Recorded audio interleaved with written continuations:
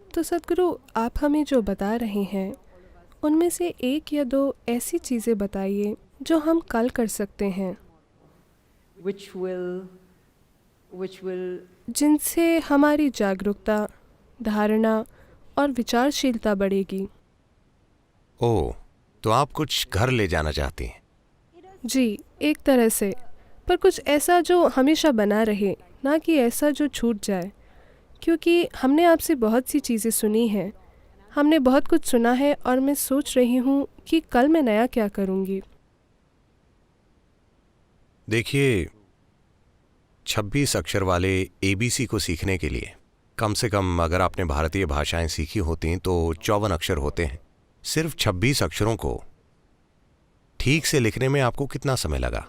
उन्हें सही क्रम में लिखना और उन्हें अपनी मर्जी से इस्तेमाल करने में कितना समय लगा? ओह, मैं आज भी सीख रही हूँ।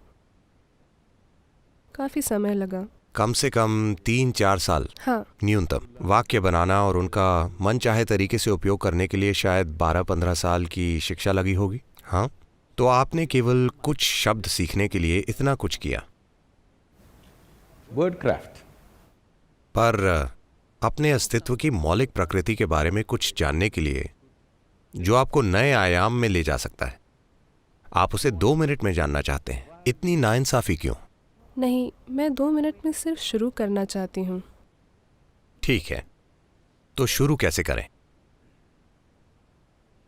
बस इतना कीजिए, आज बिस्तर पर जाने से पहले हर घंटे खुद को याद दिलाइए, अभी 8 बजने वाले हैं। It's going to be 8 o'clock. 8 o'clock, remind yourself, wow, I'm still alive. 8 बजे खुद को याद दिलाइए, वाह, मैं अब भी जीवित हूं। नहीं, हंसिए मत। आज रात सोने वाले कई लोग कल सुबह नहीं उठेंगे। धरती पर 10 लाख से ज्यादा लोग कल सुबह नहीं उठेंगे। कल सुबह मान लीजिए आप जाग गए।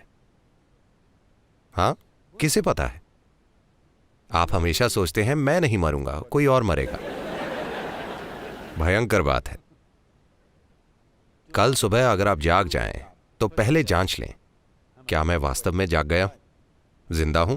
मैं अब भी जिंदा हूं। वाह, आपको कुछ भी करने की जरूरत नहीं है। चिल्लाना मत, कम से कम एक बड़ी मुस्कान। ठीक है, मैं अब भी जिंदा हूं। 10 लाख से अधिक लोग आज सुबह नहीं उठे, पर यहां मैं जिंदा हूं। शानदार है या नहीं? आपके जीवन में सबसे बड़ी बात क्या है? आप अभी जीवित हैं। तो आप कल सुबह जिंदा रहें तो बस एक मुस्कान। वाह। फिर शायद आपके जीवन में 2, 3, 4 लोग हैं जो आपके लिए बहुत मायने रखते हैं। बस उनकी जांच करें। वो और वो और वो और वो जीवित हैं। सभी जीवित हैं। बहुत अच्छा। अगर आज रात 10 लाख लोग मारे गए, जो हर रात होता है, तो कम से कम 1 करोड़ लोगों ने किसी ऐसे व्यक्ति को खो दिया जो उन्हें प्रिय है। पर उनमें से कोई भी ऐसा नहीं है जो आपको बहुत प्रिय है। शानदार है या नहीं? एक और बड़ी मुस्कुराहट। किसी को बताना मत, बस मुस्कुराएं। ठीक है? ग्रेट। सुबह 8 बजे। वाह, 8 बज गए, अब भी जिंदा हूं। हर 1 घंटे बस ऐसा करें। ठीक है? हर 1 घंटे बस खुद को याद दिलाएं, चेक करें। कृपया ऐसे समझें, अगर आप ईश्वर के बारे में सोचते हैं तो आप भ्रम में पड़ जाएंगे। जब आप अपनी मृत्यु के बारे में सोचते हैं, सिर्फ तभी आप वाकई इस जीवन की प्रकृति जानना चाहेंगे। जब आप जानते हैं कि आप अभी हैं और कल सुबह आप जा सकते हैं, तब आप जानना चाहेंगे ये क्या है, ये है क्या? मैं अभी जिंदा हूं, पर कल सुबह जा सकता हूं। इतने सारे लोग जो बिल्कुल ठीक हैं अचानक चले जाते हैं। विश्वास नहीं होता कि वो कहां चले गए। आपने इसके बारे में 10 मिनट सोचा और फिर आप बिजी हो गए। आपको एसएमएस भेजना था, मेरे पिता मर चुके। पर खुद को अपनी मृत्यु की याद दिलाएं। इस सवाल को गहरा होने दें। अगर आप इसे हर पल कर सकते हैं तो यह बहुत अच्छा है। अगर आप नहीं कर सकते तो कम से कम हर घंटे अपने आप को याद दिलाएं कि आप नश्वर हैं। आप अमर नहीं हैं, आप नश्वर हैं। अगर आप जानते हैं कि आप नश्वर हैं, तो अचानक आप कुछ दिनों में देखेंगे आपके पास बेकार की बकवास करने का समय नहीं होगा। आप सिर्फ वही करेंगे जो आपके जीवन के लिए वाकई मायने रखता है। आपके पास किसी के साथ कोई बकवास करने का समय नहीं है। आपके पास केवल वही चीजें करने का समय होगा जो आप करना चाहते हैं, जो आप वाकई अपने जीवन में करना चाहते हैं, और उसके अलावा कुछ नहीं।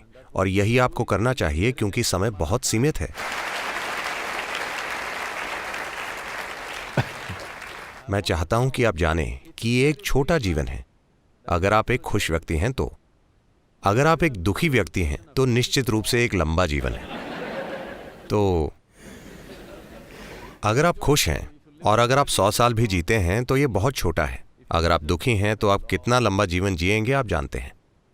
तो ये बहुत ही छोटा जीवन है। आपको उसके अलावा कुछ भी नहीं करना चाहिए जो आपके लिए वाकई मायने रखता है ना? हाँ या ना? पर आप इतनी बकवास कर रहे हैं जिससे आपका कोई लेना देना नहीं है, बस इसलिए कि आपको लगता है कि आप अमर हैं। वरना लोग कह रहे हैं नहीं नहीं, मैं 80 तक जीवित रहूंगा, शायद 100 तक, तो मैं 70 की उम्र में ये करूंगा। जब मैं 75 साल का हो जाऊंगा, जब मेरा सारा काम हो जाएगा, तो मैं अपने पड़ोसी को देखकर मुस्कुराऊंगा। जब संपत्ति के मुद्दे सुलझ जाएंगे, उसके बाद मैं उसे देखकर मुस्कुराऊंगा। ऐसी कोई गारंटी नहीं है। क्या यहां पर कोई 2 दिन के लिए गारंटी कार्ड लेकर आया है? नहीं। आप कल सुबह मर सकते हैं। मैं ये नहीं चाहता। मैं आपको लंबी उम्र का आशीर्वाद देता हूं, पर यह संभव है ना? हर दिन ये 10 लाख लोगों के साथ हो रहा है। तो कल सुबह क्या आप या मैं नहीं जा सकते? मैं पूछ रहा हूं, हाँ या ना?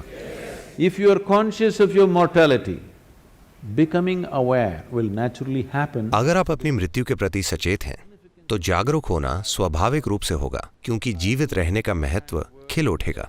आपने सभी प्रकार के शब्दों का उपयोग किया जो अमेरिकी तट से आए हैं, माइंडफुलनेस, जागरूकता, मानसिक सतर्कता। नहीं, आपको इन चीजों में फर्क करने की आवश्यकता है।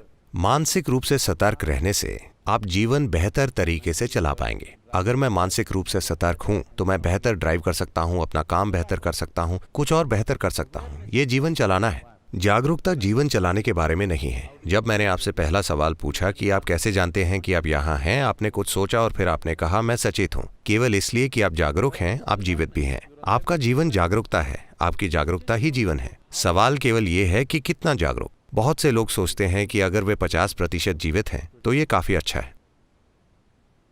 हाँ, आप 50% पर जी सकते हैं, पर आपको ये समझने की जरूरत है, अगर हम किसी को यातना देना चाहते हैं, अगर आप किसी को यातना देना चाहते हैं तो आप क्या करेंगे? आप उन्हें मार देंगे। मान लीजिए कि आपको नरक में रोजगार मिला, मान लीजिए आपको लोगों को प्रताड़ित करने का काम दिया गया, तो आप क्या करेंगे? मार डालेंगे? हेलो? नहीं, उन्हें आधा जीवित रखेंगे।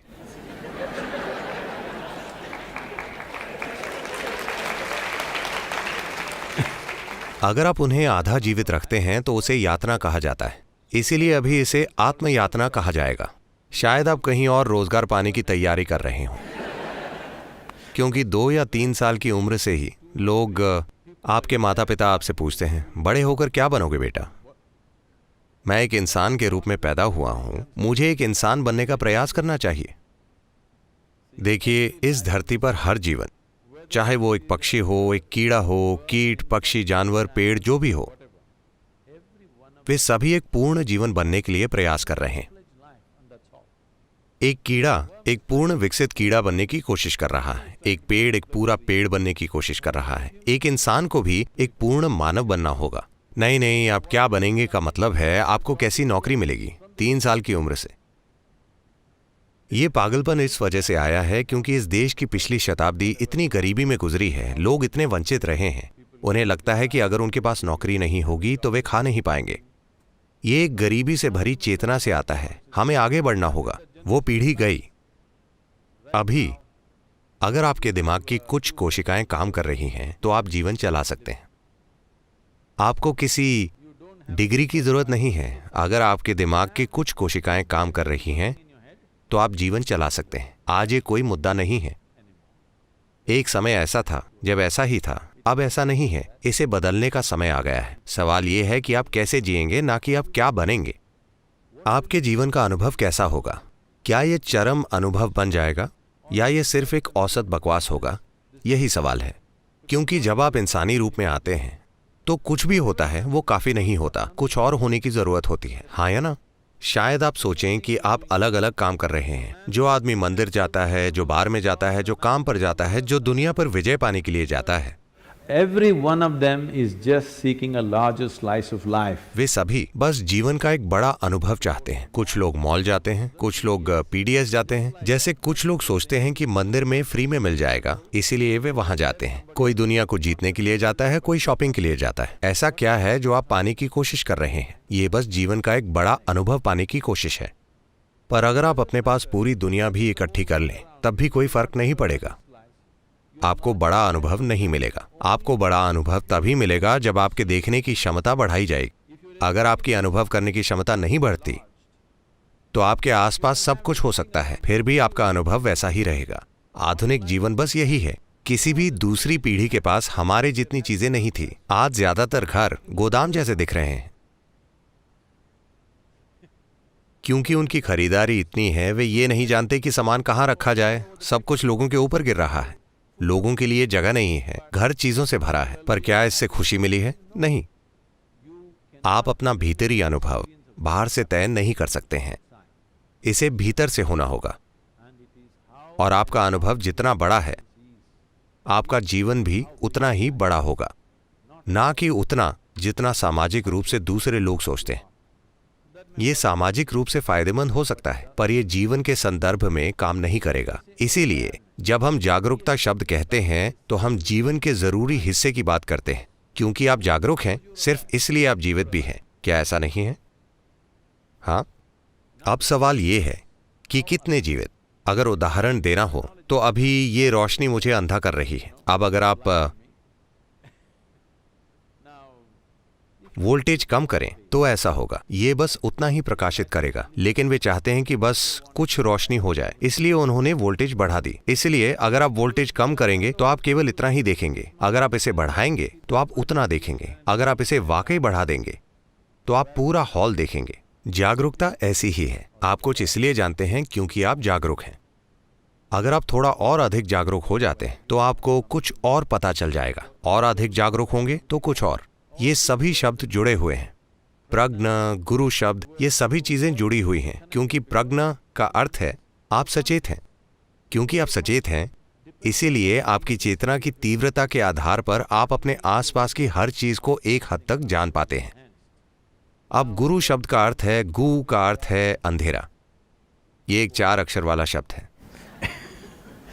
रू का अर्थ है मिटाने वाला। तो एक गुरु आपको कुछ सिखाने वाला नहीं है, वो आपको फिलॉसफी देने वाला नहीं है, आपको विचारधारा देने वाला नहीं है। बस इतना है कि वो थोड़ा और प्रकाश देगा। थोड़े और प्रकाश का मतलब है इस हॉल में अंधेरा है और आप केवल पहली 2 पंक्तियां देख पा रहे हैं और आप उन्हें नहीं देख पा रहे। अगर मैंने एक टॉर्च से रोशनी की तो आपने देखा, ओ इतने लोग हैं, ये एक पूरी दुनिया है। पर मैंने टॉर्च बंद कर दी तो वहां कुछ है। अब मुझे देखना है। मुझे क्या करना होगा? मुझे अपनी खुद की एक टॉर्च चाहिए। ठीक है, यही काम है। मैं जिस घर में रह रहा हूं, वहां के बच्चे घोषणा कर रहे हैं वे गुरु की तरह नहीं हैं। वे गुरु की तरह बात नहीं करते, दिखते नहीं हैं, गुरु की तरह चलते भी नहीं हैं। वे गुरु नहीं। मुझे बहुत खुशी है, मुझे सर्टिफिकेट मिल रहा है। Yes. अब हर चीज जैसी है उसे वैसे ही देखने की बात करें। तो क्योंकि अगर मुझे यहां से गुजरना हो तो बहुत सारे लोग हैं विश्वास से भरपूर। आप भगवान में विश्वास करते हैं, ठीक है। मुझे पता है कि कॉर्पोरेट जगत में लोगों ने इसे मैं खुद पर विश्वास करता हूं बना लिया है। Which is somewhat misplaced, but that's okay. दोनों गलत हैं। वे अलग अलग तरह का असर डालते हैं। देखिए, विश्वास का मतलब क्या है? मूल रूप से विश्वास का अर्थ है कि आप जो नहीं जानते उसे लेकर मैं नहीं जानता कहने के लिए तैयार नहीं हैं। जो आप नहीं जानते आप विश्वास कर लेते हैं। अगर आप विश्वास कर लेते हैं तो इससे क्या होगा? इससे आप में आत्मविश्वास आ जाएगा। स्पष्टता के बिना आत्मविश्वास एक खतरा है। अभी मान लीजिए मैं इन लोगों को नहीं देख सकता, मेरी नजर साफ नहीं है, पर मुझे बहुत विश्वास है मैं इन लोगों के बीच से गुजरने वाला हूं। आप जानते हैं कि मैं क्या करूंगा? मैं हर किसी पर कदम रखूंगा और जाऊंगा, क्योंकि मेरे अंदर विश्वास है। ऐसे कई लोग हैं।